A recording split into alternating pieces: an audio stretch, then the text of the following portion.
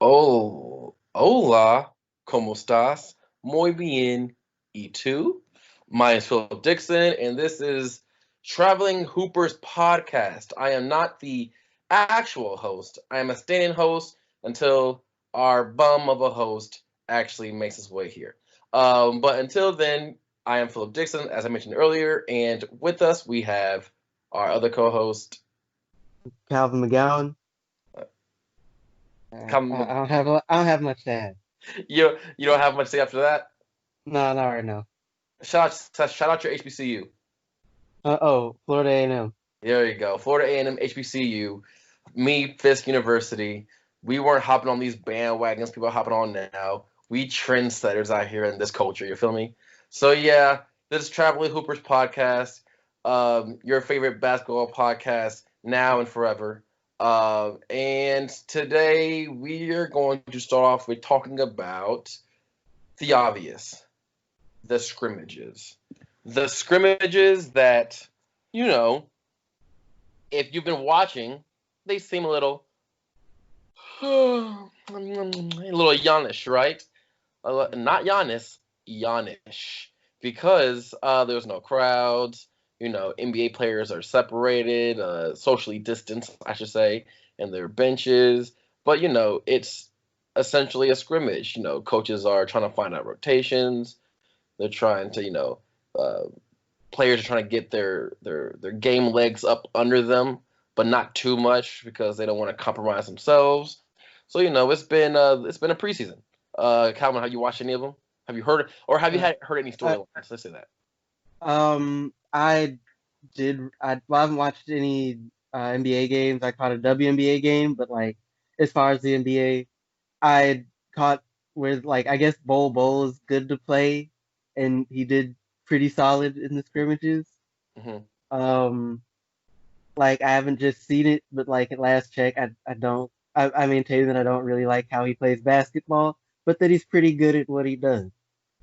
So I mean, I respect that because I also agree, but I'm also going to be biased in his direction because he's from Kansas City. But yeah, Bobo had two games. The first was against, I think, the Washington Wizards, who aren't even playing with Bradley Beal or John Wall. So like, take that stat line as it will. And then the second game they played the Pelicans, and he scored like 15 points, two blocks, whatever it is. But he shot like four for like 16 or something like that. So like people didn't bring out like the percentages, right? The percentage was not that bad against the Wizards.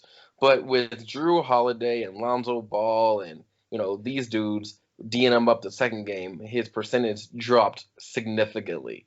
Because yes, he's 7'2", but he still is shooting fadeaway jumpers. I think they said he weighs 220 and he's 7'2", which is he's nothing. super skinny. Yeah. I think Jokic probably lost 220 this offseason. Like he's so skinny, and I don't want to call him fragile because he doesn't have a history of being hurt besides that one time in Oregon. hmm So like if you're hurt one time, I'm not gonna say you're like injury prone, but he's playing with the big boys now. You know what I mean? So like we're Yeah. gonna see if his body can hold up because this guy is skinny. Like I saw him in real life in this past year at some point. He came to, I don't know, he was at the University of Kansas. He was just like watching us play basketball, whatever. And my ankle is probably his thigh. I was like, this guy is so skinny, it's wild. So for him to be going up against guys LeBron, like these these stocky big dudes, I'm like, let's see how this works out. Let's see how this works out. But the Nuggets lineup, gigantic, like truly gigantic. Like they didn't have Murray out there, but they had Bol Bol at 6'2", or Bol Bol at 7'2", Jokic at 7 foot, Paul Millsap at Paul Millsap at 6'7", 6'7", 6'8", and like that was like it was a gimmick. They had Jokic listed as the point guard, and then they had Bol Bol was as like the small four or something like that. But like they were genuine. And they had Mason Plumlee out there too, who was like 6'8", 6'9". I was like, they're not athletic, or they're like fairly athletic, but like lengthwise, they are gigantic. They make the Lakers look small. The Lakers are gigantic themselves. It was impressive to see. But when they played the Washington Wizards the first game, the Washington Wizards, did their thing. Or the Washington Wizards got blown out. That's what it was. The Washington Wizards got blown out, obviously. Second game, they played like a contending 8 seed team. If Zion would have played the whole year, they would have been like a 4 or 5 seed. But the Pelicans. And the Pelicans whooped them to sleep. It was very eye-opening. So let's not follow track with these quotables by ESPN and Fox Sports News, but also Javonte Murray was not playing. So like for the Nuggets, do you know who all has decided not to participate in all this? Murray's gonna play. Okay. I have not heard anything about Michael Porter Jr. Okay. And that's like their X factor, in my opinion. That's like the X factor of that team, right? Mhm. But he hasn't played from what I've seen, so I'm not sure what his status is at all. Like, I didn't Google it, I didn't look it up, but I have no idea. Maybe you can right now. But people were saying Michael Porter Jr. was an X factor, the entire first 3/4 of the season, whatever, before the pandemic started. And I have not heard a lick about him since this whole quarantine thing started. So I am not sure because imagine you put a lineup out there of Michael Porter Jr., Bol Bol, Yannick, Paul Millsap, and Murray. That would be kind of wild. It'd be wild, right? It would definitely be wild. They just have unconventional big men, like big men who can just like shoot threes, pass really well, and dribble, which is like I don't think they could guard nobody. I think that's just like a last ditch effort. Like I'm positive that team could guard nobody, but that'd be a spectacle. Like, it would win many games, but it would be fun to watch. Yeah, but like the Nuggets are on the cusp. That's what I meant. The Nuggets are on the cusp of like doing really, really, really well. So like they don't need fogs and gimmicks and all that kind of stuff. You know what I mean? But I don't know. Like I don't think they'll ever win a championship, even with like the promising talent they have. How come? I don't know. Sometimes you just get gut feelings about things. Like, Yeah. if I look, okay, so like, would you rather have their young core, or would you rather have the Pelicans' young core?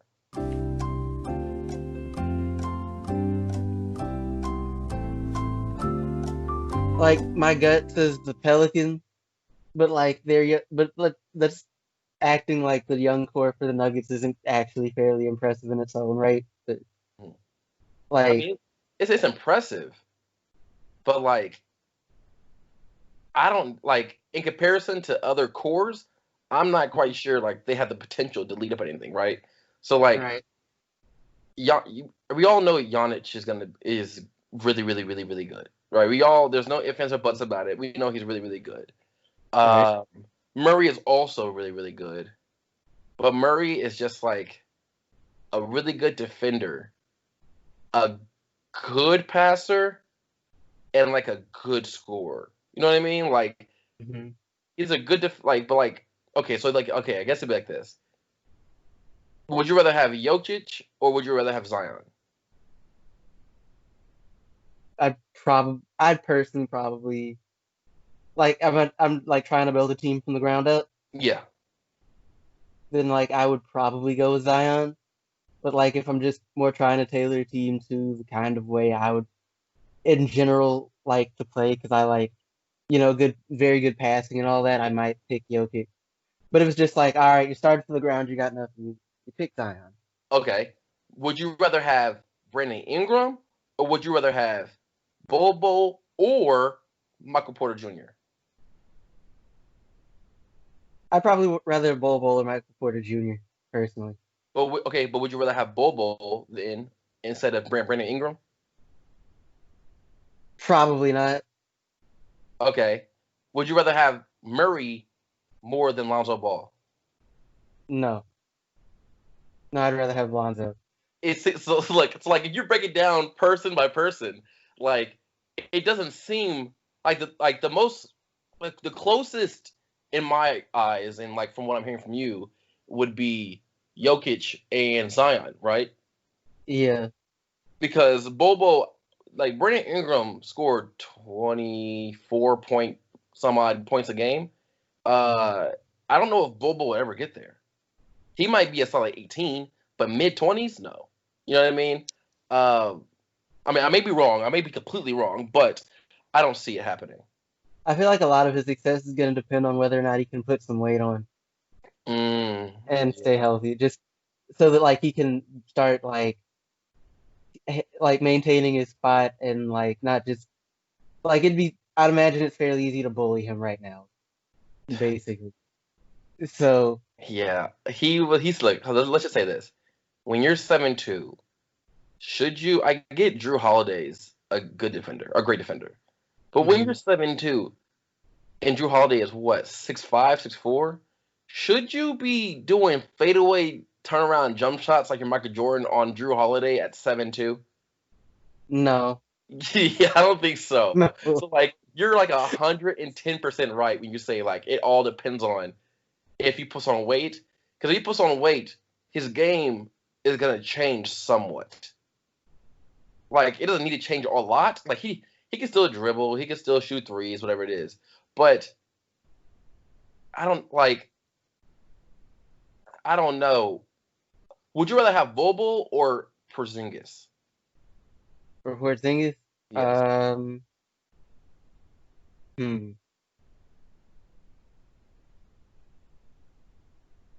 Like if okay, I'm trying to imagine like if they were both just coming into the league, I would probably go with Porzingis, but like I said, a lot is probably like I don't like from what I watched of Bol Bol in college, I didn't like his game. It's like you're 7'2" or however tall he is, like what 7'3" something, but like Good. you you don't. I felt like he didn't like get rebounds like he should have. Granted, like the numbers looked all right, but it's like he wasn't putting. Like he probably could have gotten more if he actually tried. I'm also confused why people will let a 7'3" dude dribble down the floor and not just like run up under him and take the ball and leave. But granted, like he's actually a pretty good passer. See, And I then think that like once scrimmage, let's say, I think once scrimmages are over, which is Thursday. Yeah, the Pelicans play Thursday or Wednesday or Thursday, one of the two. When the scrimmages are over and people are actually going to be playing for something, I think he's going to get. You're gonna truly see because like any team that's playing right now is playing for something, and you're going to truly see just what Bobo was made of. Because if you're not already in the playoffs, you're playing for a playoff seed, or you're an eighth seed who's playing for something. I haven't seen their schedule. Actually, do you mind looking up their schedule? For the Nuggets. Yeah, the Nugget schedule, because that really, Okay. depending on who they play, really depends on.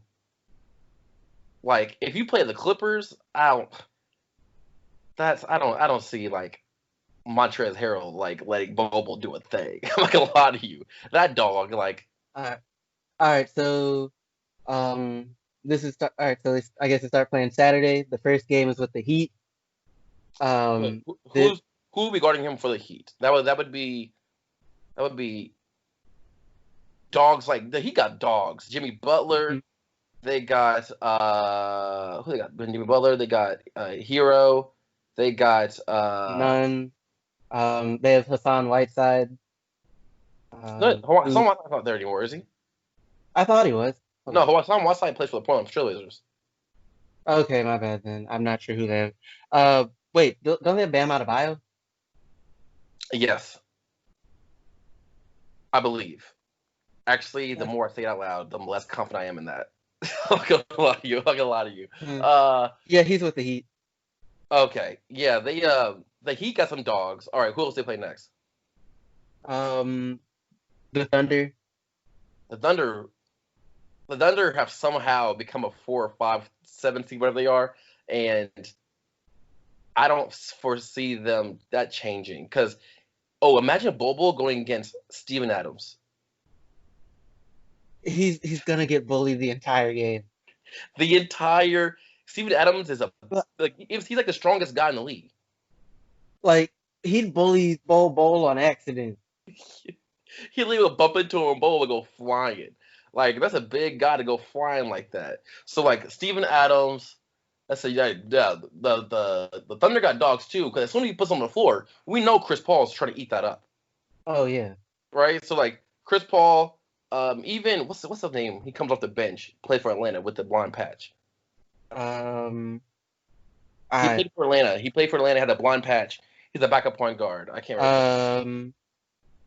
I know you're talking about. Dang it, why can't I remember his name right now? Yeah, because I like him. I'm drawing a blank. He's been there for like season and a half. Yeah, he's been in the league a couple years. Blonde patch. I think he's from like Germany.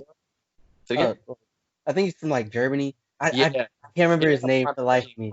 I know exactly what you're talking about. He don't got a blind patch anymore, but he's also eating him up when he dribbles the ball. And they have a lot of good young guys also. Like the young guys who are like, Chris Paul's leading them, so Chris Paul gonna be digging at him. We were still classic Chris Paul. And that doesn't win championships, but he'll as a leader go get into your guts. You know what I mean? Like he'll really dig into you as a leader, but he'll never win a championship. That's actually something I don't understand now as I think about it. What? Like Chris Paul, like somehow just never winning a championship or what have you. Not that it's very possible he ends his career without it, but it's just like he's an amazing passer, a good scorer, and like so long as you're on the court, he'd slit your throat to get the ball. I've always thought of it as one. I keep hearing comments. I've always heard comments of people that his teammates don't like him. Like no matter where he goes, his teammates really don't like him. That's what I kept hearing. The narrative, especially with the Clippers, that was like a strong narrative, right? Two, in my opinion, he's too ball dominant. So like the ball goes through him at all times, going through him. The only person that can make it to a championship and possibly win a championship like that is LeBron. Chris Paul has the heart of LeBron. Honestly, Chris Paul has more heart than LeBron, but he's not built like LeBron. So that's why he has that kind of heart. But at the end of the season, he's always broken. So this gap here, this pause to the season might be the best thing for Chris Paul because he survived the season. And now he's in the playoff, he's not hurt, right? Because, when he played for the Clippers, he would always get hurt. He would always have these nagging injuries. So, honestly, this pause and play might have been the best thing for Chris Paul. But, yeah, I think Chris Paul's too ball dominant for the type of player he is. Like, that's not winning championships. Like, think of the last couple teams who've won championships. They're not ball dominant teams, right? So, like, right. Besides LeBron, but LeBron could bounce things off of Kyrie, and then Kyrie do his thing, right? LeBron's not a ball dominant. He passes the ball. Oh, that's a lie. He is ball dominant.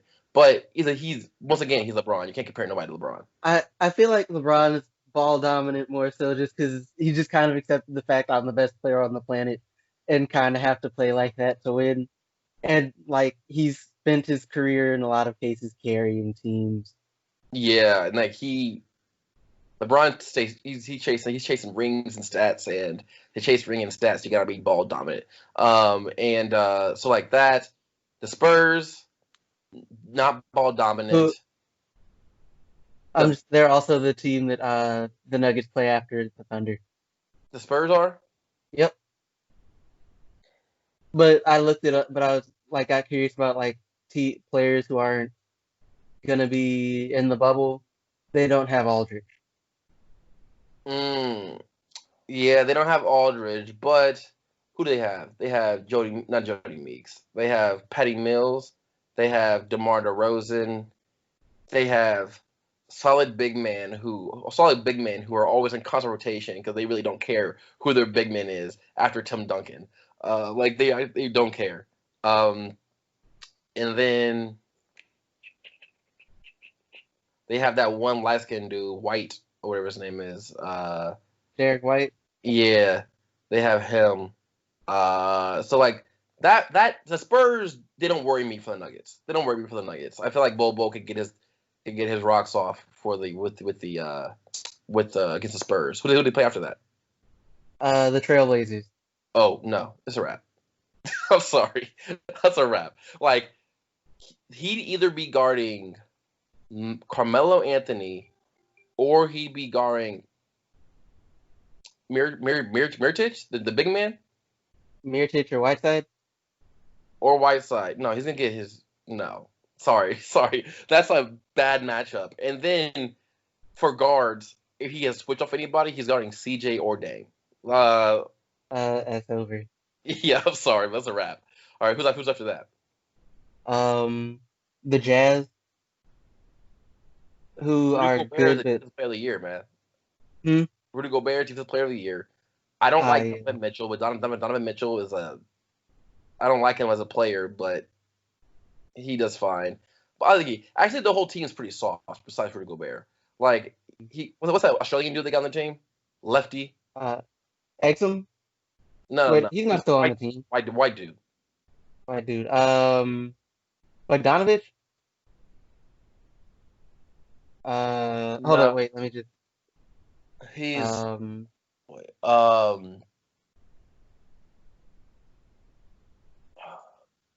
I can't remember his name, but they have an Australian dude on their team, and he is this white dude, shoots threes. Like their whole team is like, okay, I feel like the Spurs and the Jazz are let's see Bol if I Bol. found it. Joe Ingles. Yes, there you go, Joe Ingles. I think so far the Spurs and the Jazz are Bol Bol's saving grace. All right, so who's next after that? Lakers. I mean, do I gotta say anything? Like I said, do I gotta say anything? Like, who would he be guarding, or who would be guarding him? So let's say if he's power forward, he's getting guarded by Anthony Davis, which is come on now. And then if he's small forward, he getting guarded by LeBron. So sorry, Bobo, but it's a wrap for you for that game, unless they like sit out because they're not playing for anything. Then after that's the Clippers. Once again, he'd be guarded by Paul George, Kawhi Leonard, which are that's even harder that's even harder to go up against in the Lakers, or Montrezl Harrell.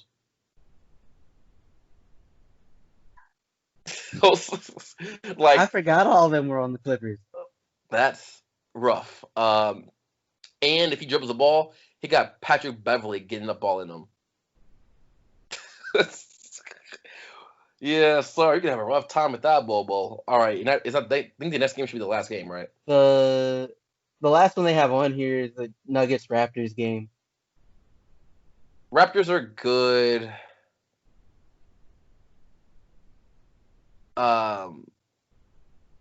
Who's this? What's the guy's name? Spicy P. Pascal. Pascal. Yeah. He don't play great defense, but he's playing like really good offense. So like I think Bobo is fine on that one. Marc Gasol, he's there, right? Mm-hmm. Marc Gasol. I mean, maybe if this was 10 years ago, but right now, no. I think Bobo's gonna be fine with that one also.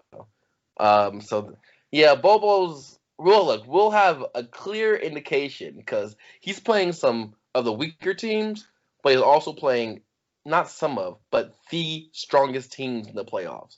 So we'll see. What I really want to see is him play against Giannis. So something I was thinking about when we started this is like I'm in like looking at the schedule. Part of me is a little bit glad that they're not playing Memphis, just because I feel like the way some dudes are set up in Bol Bol might be is that you know how like dudes just like want to block stuff, Yeah. and like I feel like he'd try and do that on Ja Morant and one of them would get hurt. I see that, John Morant worries me. Can you pull up the Memphis schedule? John Morant All worries right. me because John Morant reminds me of the recklessness of a young Derrick Rose. Like, just how there's like no like if, ands, or buts when it comes to the going to the rim or jumping over people or trying to dunk on somebody or just whatever, right? Awkward landings, all that kind of stuff. He reminds me of young Derrick Rose. So as I like John Morant and I like his game, I'm worried about John Morant because we've seen the young, reckless, athletic guard go to the rim who's not, stocky, right? He's not a big guy. So we've seen that like narrative before, and now it got me worried because we But missed out. like, Say it again.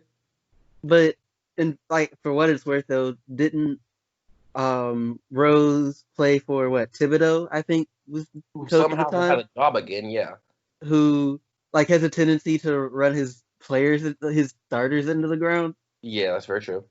So like that probably didn't help. No, it didn't help. He literally broke the Windy City legend. Like, how do you break an all generational talent to the fact that you like after that, Tom Thibadeau should never have a job in NBA again. But he just signed a 5-year contract for the Knicks. I mean, it's a very Knicks decision to make, though. That is a very accurate statement. That was a very accurate statement. It's a very Like, Knicks decision. But I'm just like, dog, like there's a reason why he got sent out of Minnesota. Like, just go somewhere and be a defensive coach. Like, just like you were for the Celtics when you won a championship. Like, you don't need to be a head coach. Like, I used to be a Tom Thibodeau advocate. But then, like, started thinking about it. I'm like, oh no, I can't advocate for somebody like you because you over here getting dudes injured. Derrick Rose is never the same after he was with you. Joakim Noah was never the same after he left you. You know what I mean? Like, he really be breaking down dudes. I mean, in fairness, I think Jimmy Butler made it out okay, but he wasn't the workhorse at the time, so Yeah, Jimmy Butler. Also, Jimmy Butler played for Tom Thibodeau for probably like 3 seasons, 2 seasons, something like that. It wasn't that much before Tom Thibodeau had to get to step it, had to dip on out. You know what I mean? But like, cause yeah, Jimmy Butler when they were Jimmy Butler had to started being on the come up that season when it was Joakim Noah and Nate Robinson really killing it, and then Jimmy Butler was also doing his thing that season, right?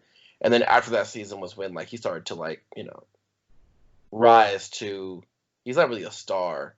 He's kind of he's not a he, superstar for sure. He's a star, I guess, but he started to rise to that occasion, right? mhm. But I'm just like I'm also not a Jimmy Butler fan actually. How come? Jimmy Butler thinks he's LeBron, but he's not. Like Jimmy Butler has the thought process of somebody who thinks he's Kobe, but is not Kobe. Like Jimmy Butler can't be your number one and you win a championship. Jimmy Butler can't be your number two when you win a championship.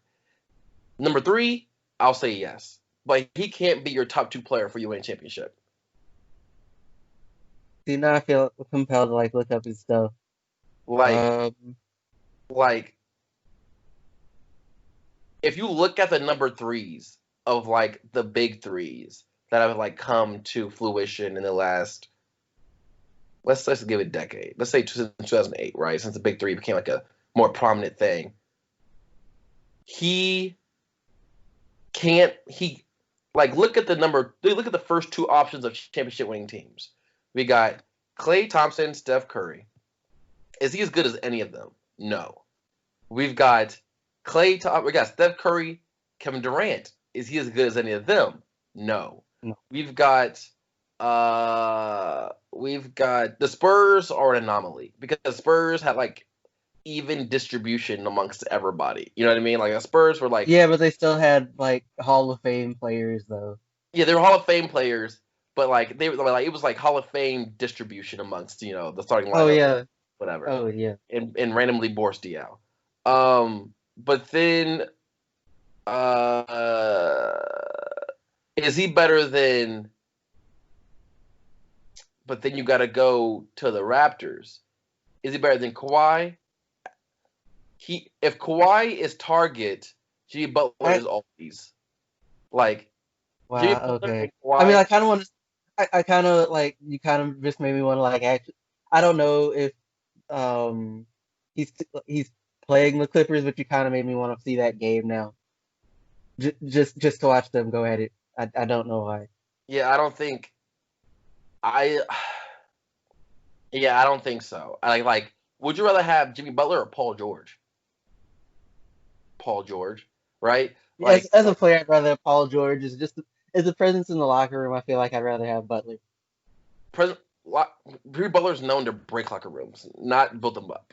like, like Uh, like it is, but like he establishes a very what's the phrase? I think people use like a workman-like mentality. Like you have to like that mentality.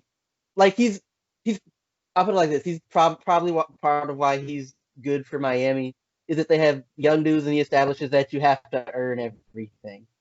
but you could say the complete opposite from when he was in Minnesota. They had a I think he young tried to do team. that in Minnesota and like they just yeah it Yeah, he tried to do that, but then Karl Anthony Towns and Andrew Wiggins and like it turned into a whole debacle, right? Of Jimmy Butler just trying to embarrass these dudes. But like, I get it, I get that mentality if you're Kobe, not if you're Jimmy Butler, right? I get what you're trying to do, but like, it's not like no one's talking about Miami winning a championship this year. People aren't even talking about them leaving the East this year, right? People are talking like, can they beat Philadelphia? Maybe, but they're not beating Milwaukee. like they're not beating Milwaukee. So like, yeah, he is a number one option this year, but like, has he ever taken like at least Paul George has been to the Eastern Conference Finals and got knocked out by LeBron. What has Jimmy Butler done on a team where he's a number one?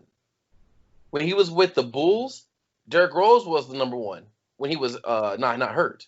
And then you can make an argument that the offense got ran through Joakim Noah more than it got ran through Jimmy Butler, and Jimmy Butler was playing off of Joakim Noah. So you can make that argument also. So then he leaves and goes to Minnesota. Trash, right? He's a trash, whatever it is. in fairness, I don't think that's entirely on him though. It's not. But I'm just going through his own personal timeline. Then he goes to Philadelphia, right? That was next. Philadelphia. Mm-hmm. Philadelphia did good, but they didn't get the first round. So like they were a good team, but didn't get the first round. Is it their fault they ran to the cyborg, the mandible claw, Kawhi Leonard? No, it's not their fault, but it's what happened. And all of a sudden they get on the first round. And all of a sudden he leaves again. He goes to Miami, and he's not gonna win a championship there as number one. But like Jimmy Butler, I don't think he has a mentality to be a number three. He only has a mentality to be a number one. But for him to be a number one, they're not going to win a championship. If that makes sense, in my opinion. I don't know. I feel like he's the type of player where like you could probably talk him into being like the number three option, but like he's also probably still in charge of like the locker room, if that makes sense. Or in charge, like he's team leader. Do you think that he believes that? Do you think that he's the kind of person that would probably believe that he audibly has to be the worst of the big three to be the number three? Like it can't even be I mean, argued. nobody as good as he is believes that they've got to be the number three. If he was if he was with the Clippers right now, let's say for instance he was with the Clippers, Mm-hmm. do you think that he would be okay with that? Because in my mind, he hasn't proven that he would not be okay with it. You feel like he's proven that he would not be okay with it? I mean, I messed it up. I meant he would be okay with it, but in my mind, he hasn't done anything that says he would be okay with taking that back seat. That's fair. But like I feel like at a certain point, or like I would like to think at a certain point, with a player like Jimmy Butler, he's like above everything else. I'd like to win. And so if you can convince him that it's going to help him win or get a ring, he'll at least try it out. Yeah, hold on. I want to give Jimmy Butler the benefit of the doubt just because he's a black man in America, and I'm going to give them all benefit of the doubt. Like, I want to give the benefit of the doubt of, like, a mentality of that, right? But I'm not sure. Like, the closest I can think of was when he was with Philadelphia. He was with Philadelphia. He was there making the clutch shots and all that kind of stuff, right? But you heard but also, like, you heard, like, sound bites, not sound bites. You heard, like, rumors and, like, ripples of a rift between him and Ben Simmons. And I'm not sure how much that is just ESPN and the 24/7 news cycle just making things up, or how much that is actually true at the same time. Because, like, I have no idea because, like, he left, so it could have been possibly true, but I don't know. But, like, if it was me, if I was 76ers, I also would have kept the hot Tobias Harris over Jimmy Butler.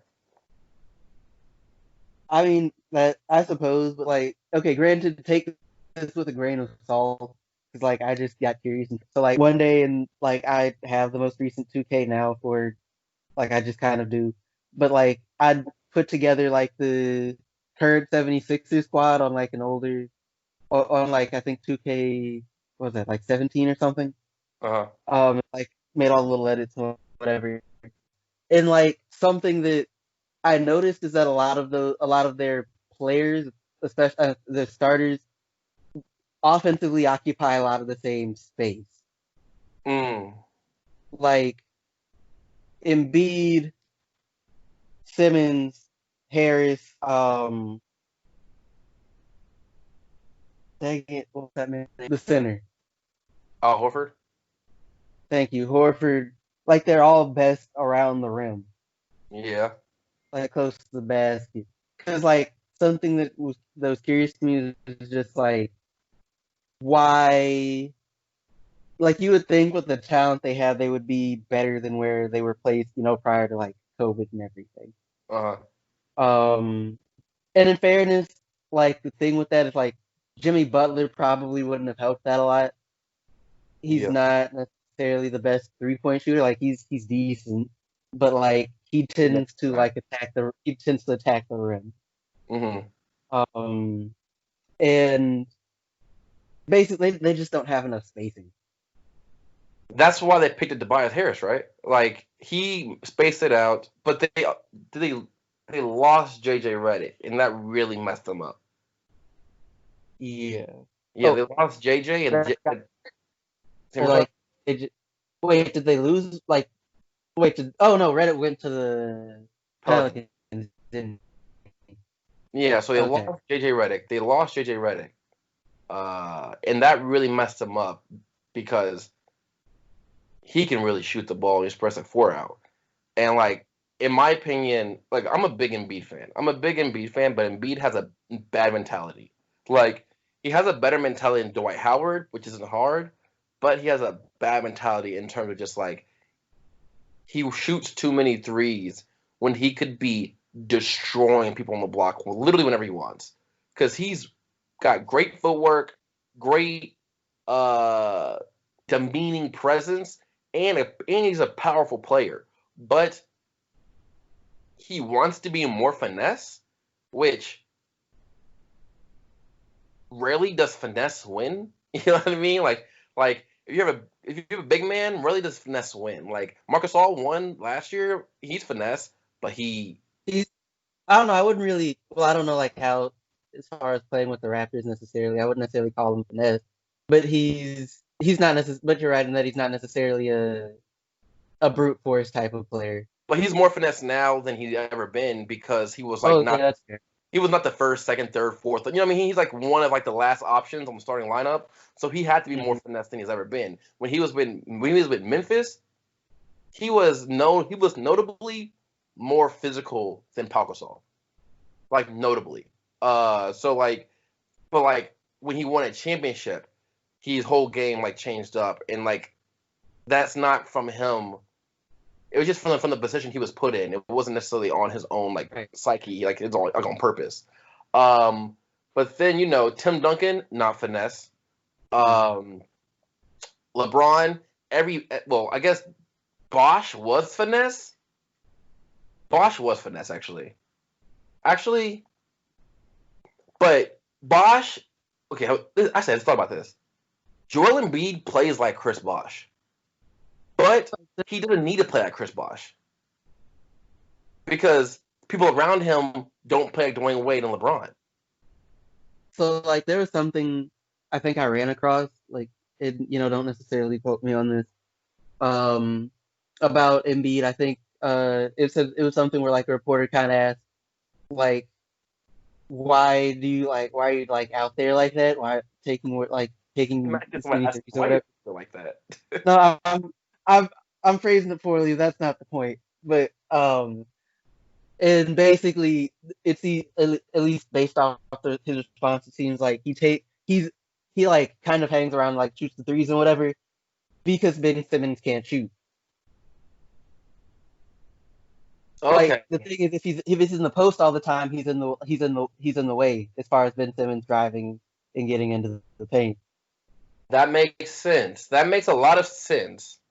But Ben Simmons, when the games start, supposedly he hires some psychiatrist to help him like mentally be okay with just like getting over like the mental hump of just like shooting without hesitation.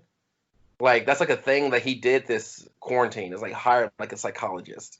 So like if that works, I don't know. I've never heard anybody doing this, but if that like whenever I think about basketball and psychologists, I always think about that time where Charles Barkley was in Space Jam, and he's like, "She blocked me, man. She just blocked me.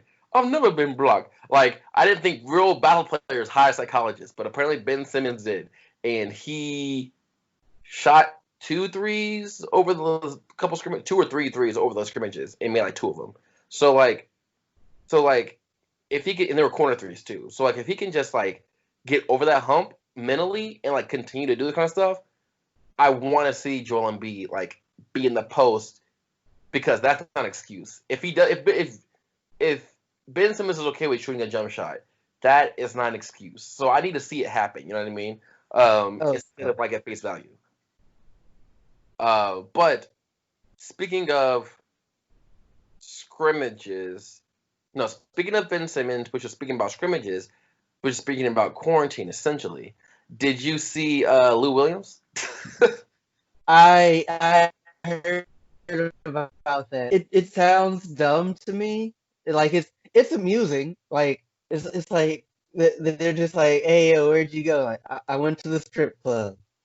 Like, but I don't know. I Okay, well maybe for me it's just like I've never had the greatest urge to be like, yeah, I'm gonna go to a strip club.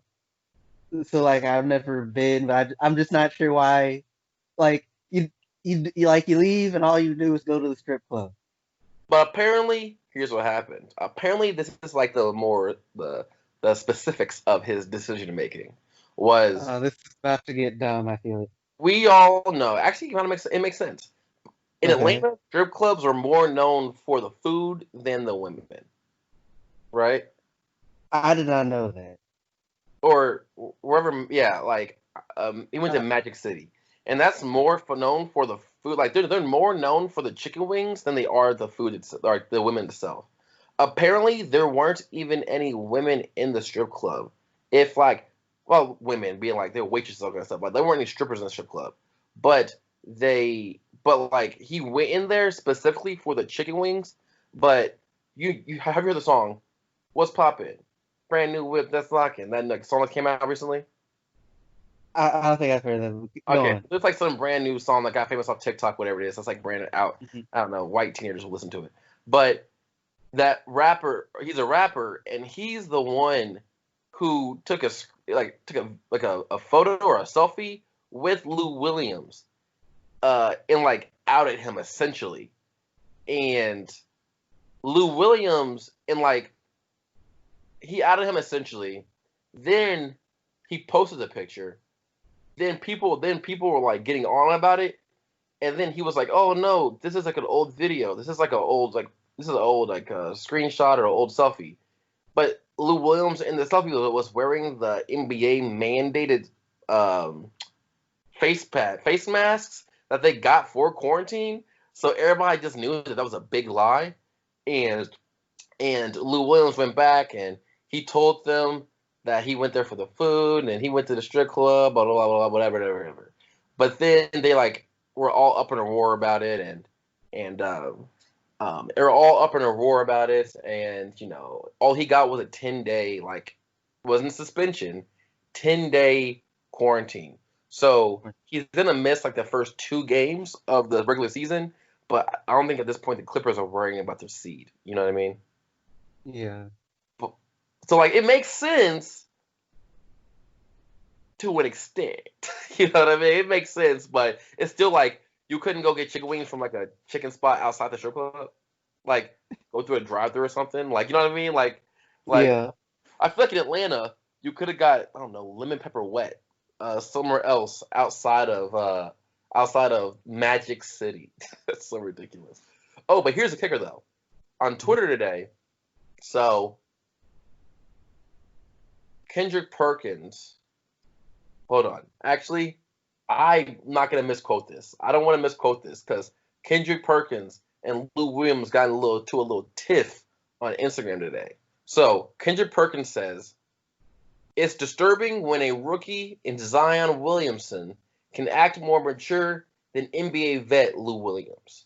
Lou Williams comments to this and says, 15 years in this business, and the most dirt you have on my name is stopping to get hot wings during a pandemic. Perk, shut up, and stop laughing and saying it's just TV when you run into me. Wow. Okay. But then the next tweet was, but I digress. I went home to see a man off to his final resting place that was a giant in my life. I don't want that to get lost in all this attention. So again, long live the great Paul Williams Sr. Back to my quarantine so I can join the guys soon. Peace.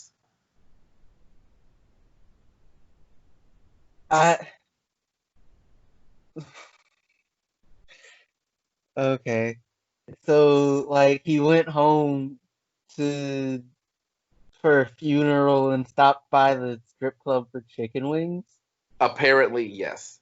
And then Kendrick Perkins was like, because Zion went home and Zion is going to be allowed to practice Wednesday. But Zion went home and Zion was getting tested every day. And I don't know the circumstances. I'm not trying to figure out like the specific circumstances behind like people going home. I'm assuming people have been saying like family emergencies. So like, people have been going to funerals. People have been going to like, whatever, right? Yeah. And Kendrick Perkins was like, hey, if Zion can do it, you can do it too. And then Lou Williams was just like, so apparently Kendrick Perkins has done this before, and he's been like, hey man, it's just for TV, it's just for TV. And like Lou Williams was like, you gotta stop saying that because you're gonna say it about me. You better be 100 all day. Like Lou Williams is a real one, but like Kendrick Perkins, I have issues with because like you can't be a trash player and then have trash takes also. Uh, I thought he tended to have decent takes. I haven't been paying attention to him like that. But... No, Kendrick Perkins is a little bit better than Paul Pierce, and that's not saying much. Paul Pierce has trash takes. Kendrick Perkins has trash takes. I personally also don't like the way he articulates in his voice, but that's just a me thing. But his takes on basketball are awful. But at least Paul Pierce was nice when he played basketball. Kendrick Perkins was a journeyman who just happened to begin his career with the big three in Boston. Oh my gosh, like yeah, but like I love it when NBA players or athletes in general, not even athletes. I love it when people who are talked about through like news outlets, sporting news, CNN, like news, whatever, but like they get caught out by the normal people to keep the same energy at all times. Like, don't be on TV just talking about me, and all of a sudden you see me face to face and like, whatever. Like, I love it when they say, no, keep it up. Keep it up. See like, calling people on their BS. I love that. And Kendrick Perkins, he's like, was he 6'10", 300? Like, he's huge. And Lou Williams is not that. You know what I mean? So, like, imagine Kendrick Perkins over here, just big old, lumberjack looking dude, and Lou Williams come up there. Lou Williams will smack the hell out of Kendrick Perkins, and I love to see it. That would definitely be something to see. Did you hear about Nate Robinson? Did you hear about Nate Robinson? What about him? His boxing match? Oh yeah, I did hear about that. Are you interested? Are you saying like would I watch it? Him fight Logan Paul? I couldn't care less about Logan Paul, but like, sure, why not? It's the opening card for the Tyson fight. That's yeah. Everything just seems ridiculous at the moment. Tyson knocks Roy Jones Jr. out,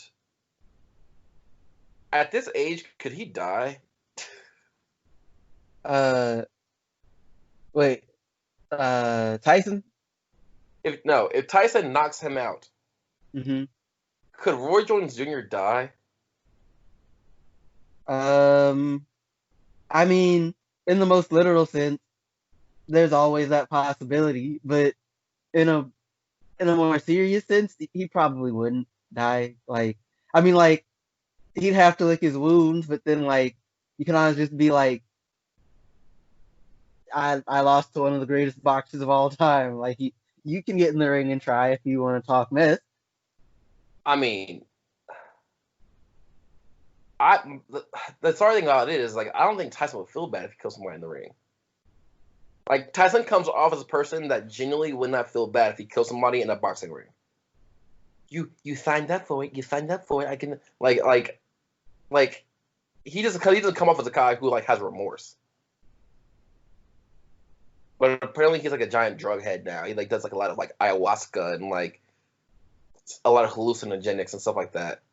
I'm thinking that the drug policies for all the other boxers don't fall in line with this unofficial bout. So I don't know. But to keep it basketball, Nate Robinson is fighting Logan Paul. I mean, I don't care about Logan Paul either, but I want to see if Nate Robinson can fight. Like, didn't he get into a scuffle with Jarrett Smith years ago? It wouldn't surprise me, but I don't remember. I'm like 95% sure that when he was a Knick and Jarrett Smith was, he was a Knick and Jarrett Smith was a Nugget, they got into a fight. I'm like 100. I'm okay. I won't be 100% positive, and then like be wrong. Let me see. Nate Robinson fight. Yep, Nate Robinson fight J.R. Smith. He was with the Knicks. Nate Robinson and J.R. Smith was with the Nuggets, and they got into a fight. And I guess I want to watch this fight to see like what would have happened to J.R. Smith if they would just let it go. Did you see that J.R. Smith video of the guy who tried to break his car during the protest? I think I scrolled past it. J.R. Smith just beat him up. This like little white dude. The guy like J.R. Smith wasn't near the protest, and so like this guy was just like, it was like one of those people that like they weren't there for like the cause of protest. They just wanted to break things essentially. So like the guy was like trying to like break J.R. Smith's car, and J.R. Smith just went to him and just beat him up. Well, like oh my gosh, imagine just getting beat up by J.R. Smith though. Like Hennessy on the breath, like imagine that though. But I mean, I love you, JR. If you ever hear this, I doubt you will. But if you do, I love you, JR. You got some of the most legendary dunks of all time. But imagine getting beat up by a dude. That'd be insane. Is there anything else you want to talk about basketball-wise, Calvin?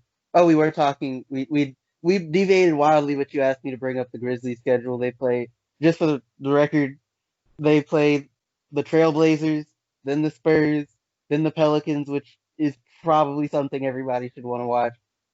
Um, then they play the Jazz, the Thunder, the Raptors, the Celtics, and the Bucks. Agree or disagree? The Jazz and the Raptors this year are the most boring good teams in the NBA. I might buy that for the Jazz. I haven't really seen the Raptors to make that. I mean, they got the same team as last year, essentially, minus Kawhi Leonard. Yeah, but didn't like Siakam take a massive step forward this year? Yeah, but I mean, he's fun to watch. I don't like watching his game personally. Like, the Okay, game's not like entertaining to me. It's like, oh, he gets the job done. that that makes sense. That and like a lot of the roster is like that, and that like I think like Van Vliet, Kyle Good, Lowry. but you're not exciting. Yeah, they're like a less exciting Spurs because at least Spurs have coach like at least their coaches like fired up on the sidelines and cussing his superstars out. You know what I mean? Like and Ginobili was just like nice. Like, well, I argue that Ginobili is the most overrated European player of all time, but or one of the most overrated players of all time generally. But at least like he made some cool passes. You know what I mean? And hit some bats out of the sky. But like Tony Parker was fun to watch. You know what I mean? Tim Duncan wasn't fun to watch, but he more than got the job done. Like he didn't just like saying he got the job done is like an understatement of the year. You know what I mean? And then Kawhi was over here just D'ing everybody up. So like they weren't, but like I don't want to watch Marcus Gasol now. I don't want to watch Siakam. Cool. I mean, I get you're good, but like, like you know what I mean? But like, even when it comes to the Jazz though, like the Jazz, Donovan Mitchell plays like a football player who comes to the rec right after practice. Like he don't play like a basketball player. He plays like a football player. Like he play like I don't know. Like he plays. Yeah, that's how he plays. He plays like a Division I football player who wants to play basketball with the guys who aren't on the team. So he goes to the rec center and just hoops.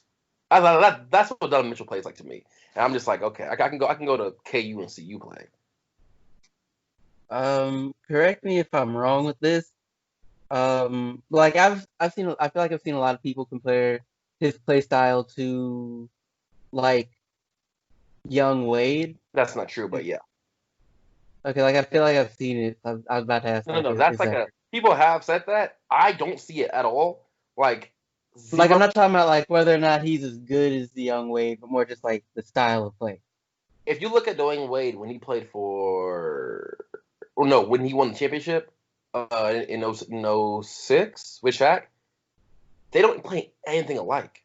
I Like, would assume that when they talk about, oh, you're talking about that. Oh, never mind. You're talking about the first championship. Okay, yeah, so like continue. I'm sorry. early on in his career, right? It's still early on in Donovan Mitchell's career. I I don't see at any point they play alike at all because Dwayne Wade was quick, transition, dunk, steal on offense, just a ball of energy to where recklessness. So that's why everybody literally who plays basketball wears like all the pads all over the place. Dwayne Wade started that because Dwayne Wade would literally just be running into things and just be flying all over the place. Donovan Mitchell don't even play like that. So I don't even understand that comparison, to tell you the truth. But it is a strong comparison that people always make. Okay. Do you see it? Like I didn't pay that much attention to like NBA around that time, so I can't really say. Um, When you start paying attention to NBA? Really, I started paying attention in the middle of I think like 10th grade, which also just so happened to be around the time the Grizzlies started getting good. It just happened to be around the time. No, like honestly, With Rudy Gay? yeah, they still Rudy Gay at that point. Okay, yeah. Rudy Gay used to be my favorite player. But then I was like, oh, he's not winning nothing, so I had to dip on out. Wow. Okay, I but mean, that's serious, too. It's hilarious. Like Uh, Rudy Gay was like he was mad exciting, got crazy highlights, all kind of stuff. But then when the Grizzlies went further in the playoffs without him than they did with them, I was like, oh, it's a wrap for this guy. This guy is Rudy Gay playing for the Spurs right now? I think he is. I didn't watch the Spurs scrimmage. Um, a lot of people are holding out their main players too. Like today, LeBron, Dwight, AD, they all didn't play. And like Brandon Ingram didn't play the last Pelicans game, and Lonzo Ball played the first half, and you know Zion obviously hasn't played at all.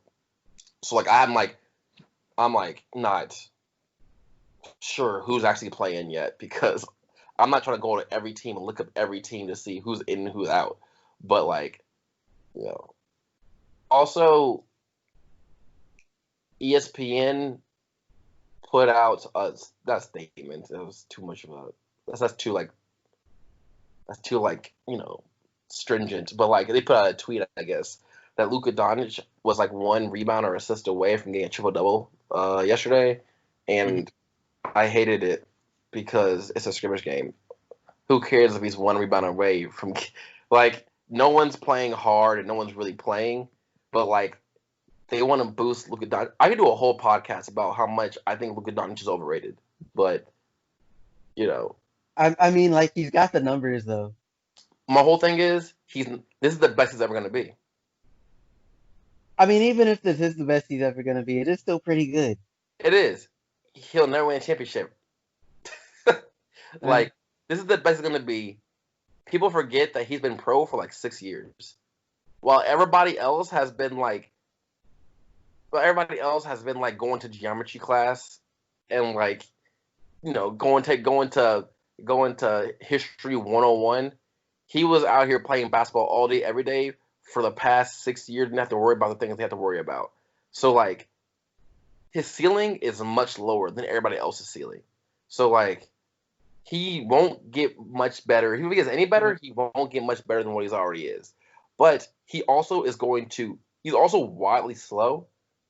He's going to continue to slow down the older he gets. So like I don't see like I don't know. Like I get if his numbers are good, but like outside of like his so, numbers, like it's not much. well, to make if I might make some arguments and like just for the record, I'm not necessarily a Doncic fan, so like I'm kind of indifferent to him.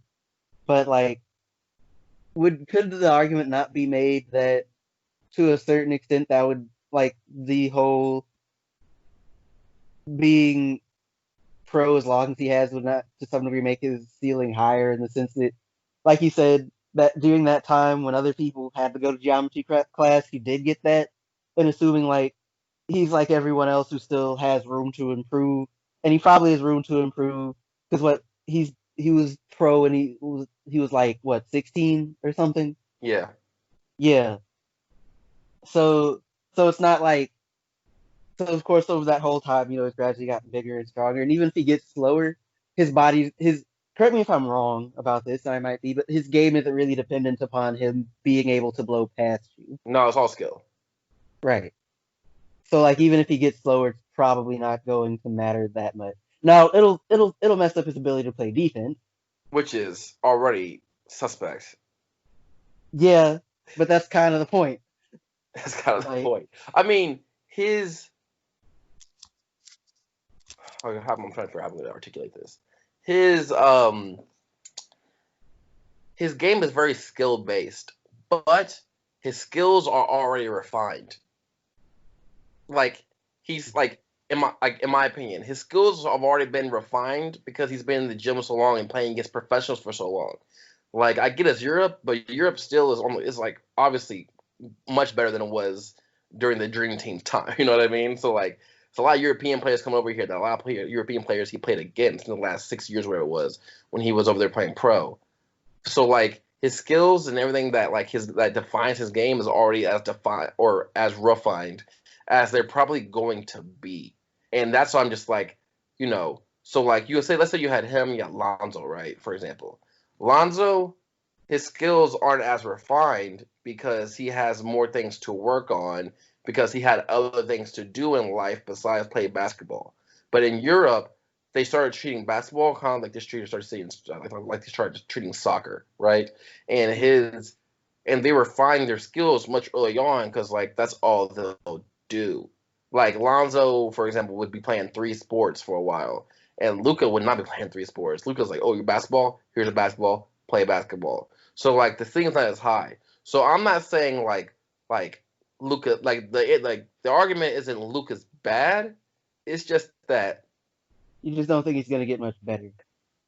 yeah, and he's not even top. He's like people say he's like top 5. He's not even top 15. Mm. Yeah, and I'm like I don't know, and like I don't know. He's just another great white hope. So that's like he's not. I always assumed they had to be from the States to qualify for that. There ain't nobody good enough. So like he's close enough. Like that's honestly they're treating him as that. It's really interesting to see. Like you know they Tyler Hansbrough wasn't it. Kevin Love was it for a while. Then he lost all that weight, and all of a sudden now he's like all injury prone, all kind of stuff. Gordon Hayward was it for a while. Then he got hurt with the Celtics and left Utah. So then all of a sudden Luka comes in, and Luka's not like he's not white American, but he has like, but like if you look at him playing basketball, you wouldn't know different. So it's very, I don't know, it's a very interesting thing to see, but that's just me and my observations. But yeah. I think that'll be it today. It's about hour and 6. So yeah, I think that'll be it today.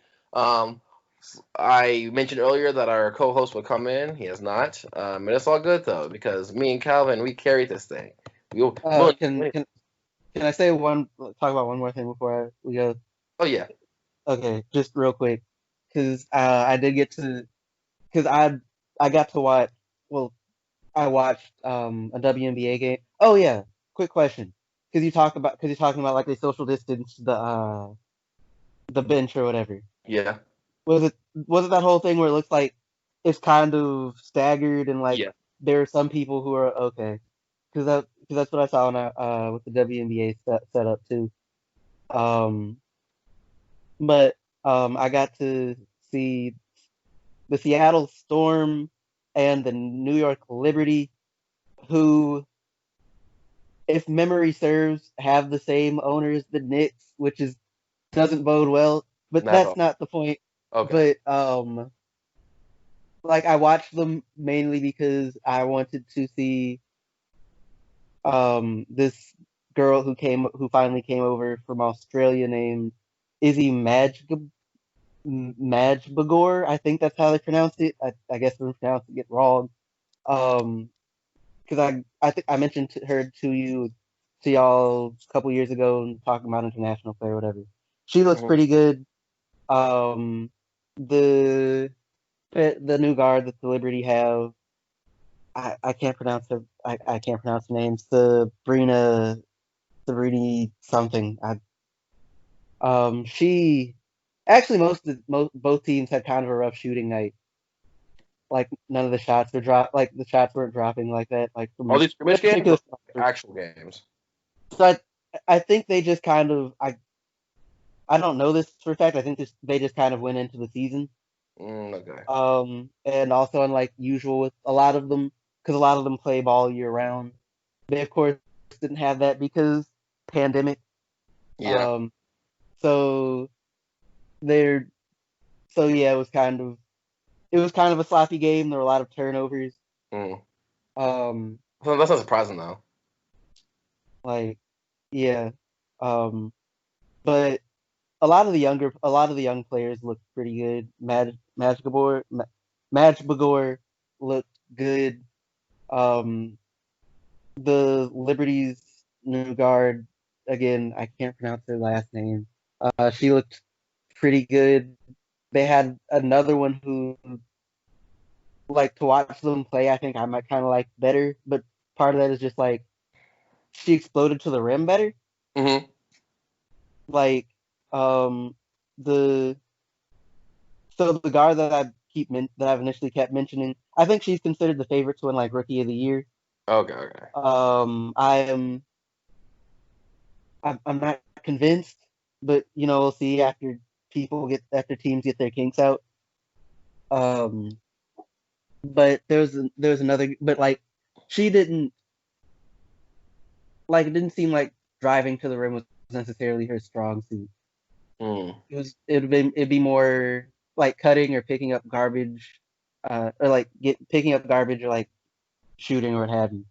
Um, the another guy who I think came off the bench, she didn't do a whole lot, but when she drove to the rim, I was kind of like she had a lot of speed. I was kind of surprised by. I I didn't. I don't have names. I'm sorry.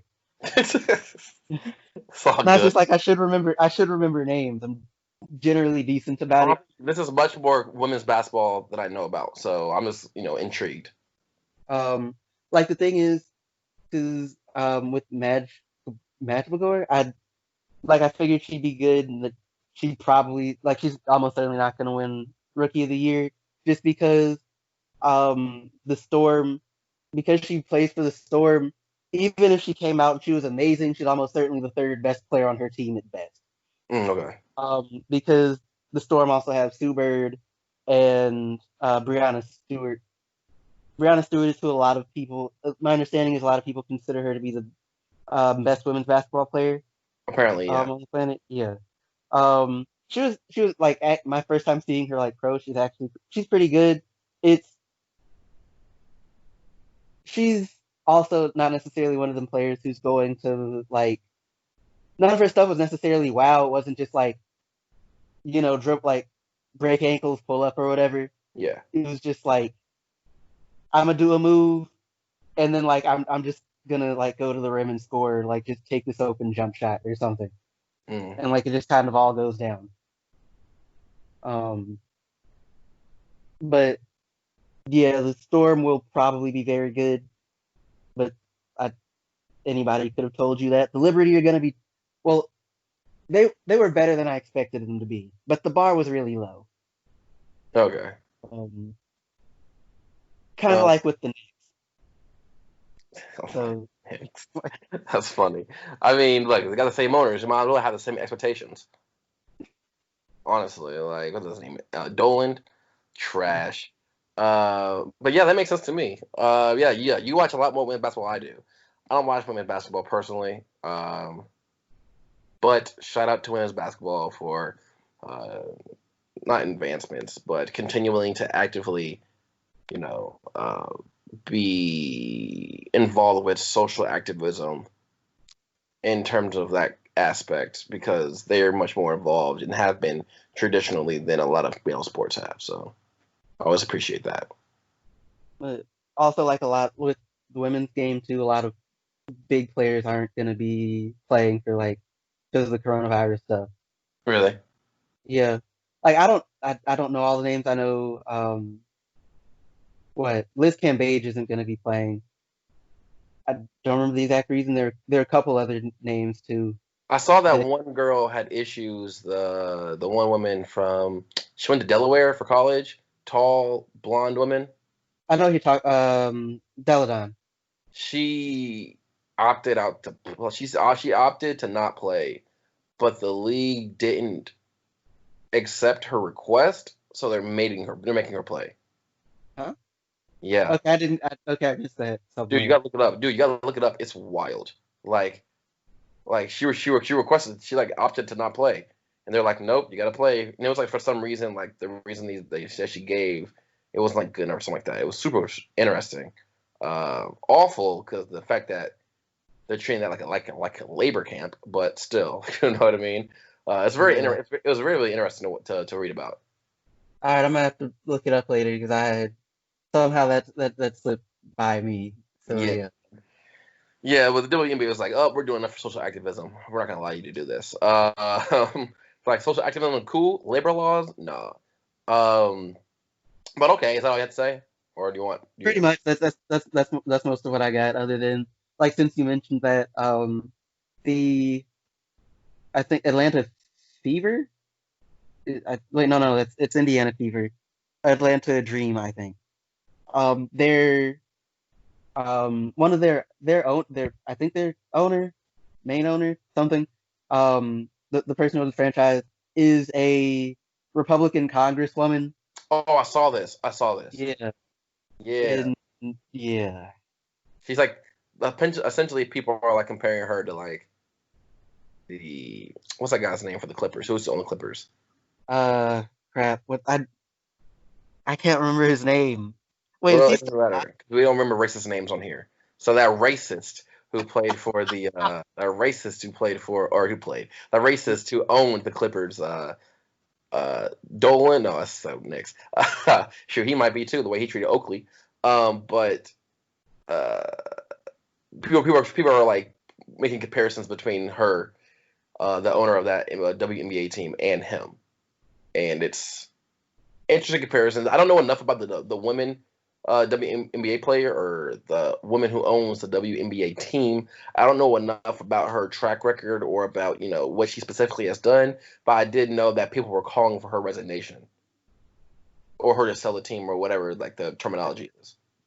I think in this case it would be her selling the team, which would probably be a good thing. But like I I've seen where she's basically stated, yeah, no, I'm keeping my basketball team. but I do want people if like for WNBA, I know they like get more publicity now than they have in a long time, Hmm. but they knew that they need owners who are more willing to expose the WNBA to in like a different way or like a more like modern way because you can't be doing the exact same things you've always been doing, right? So like in my Hmm. mind, I'm thinking like I get the social activism part, but like is that are they using it to like get more eyes on the product? Is it another facet of capitalism? Like that's I'm like So like given that like I think most of that stuff comes from the players, I don't necessarily think. Well, okay, I'm putting it like this: the capitalist machine should take advantage of things that the people who are they're actually making money from are doing, but I don't think it's necessarily. But it's something that I'm they always just kind of worried lean into because the players are about that. I'm So, always worried of who's taking advantage of who. Are the mhm. players taking advantage of the system, or is the system taking advantage of the players? So, like, that's something you won't see for years and years down the road, until years and years down the road. But I'm always cognizant of these kind of things, right? But Right. like, I do think that WNBA presidents and owners and GMs and head of creative or whatever directors and all kind of stuff, they need to. I'm interested in like how are they planning to help boost the popularity of the WNBA. That's always been a thing for me because, like, honestly, generally speaking, it hasn't been too good. Like, do you want to boost teams? Do you want to boost individual players? Because they've always had individual players who were like really well known, right? Candace Parker and you know Brianna Stewart, Uh, so on and so forth. But like, what- um, two things. One, um, the Liberty are owned by a different person. They're not owned by Dolan. My bad. I just double checked myself. okay, Also, um, relevant to what you were saying in the CBA that they just negotiated. That uh, was one of the thing. That was one of the concerns that the WNBA players had. Um, so okay, so basically what they hashed out is like bigger name players are after like I don't know, I think like 2 years or what have you, they don't get to play overseas anymore. They have to basically stay stateside and like help promote the league and what have you. In mm, addition to more money just being put towards like advertising and such. So I mean, they got to go play overseas to. they Okay, also got like the pay scale got bigger just because yeah, their cut they of get the paid more money overseas, got right? bigger. Hmm? A lot of players get paid more overseas, right? Because it's Yeah, taking that more was one of the years overseas. yeah. So like the players cut of the money now is going to be more like the men, which is to say like a 50-50 type of thing. Okay, that's good. That's The good. That's good. the max got raised, I think. I think there might be some kind of incentive stuff with that. I don't remember right now. Um, and but like part of that is again those bigger name players have to stay stateside, help promote the league and what have you. But they're also going to be getting paid more. Um, well, I said more money for advertising, but all they yeah they uh, I don't really know what to say as far as advertising, but yeah, I feel Okay. like there's some other stuff that yeah, pretty much. Okay, that's interesting though. That's really interesting. Um, but okay, I actually got a DIP, a UT, so we're gonna end this out right now. Calvin, do you have any final words? Um, nah. Like for as long as basketball is still here with us, everybody just enjoy it. I get the feeling it's probably going to get shut down at some point for reasons of people being people and doing people things, or like the virus just spreading. So, enjoy it while you can. Hopefully that doesn't happen. But I am cynical. So, yeah, like that. Yeah, that's what I got to say. Enjoy it while we have it. I mean, look, if the last words of this podcast are "enjoy it while it lasts," those are them with some wise last words. All right, so I'm gonna say the same. Enjoy it while it lasts, because people will be people, and we don't know how long this is gonna last. You know what I mean? So enjoy it while it lasts. And with that being said, this is the Traveling Hoopers podcast, and good night.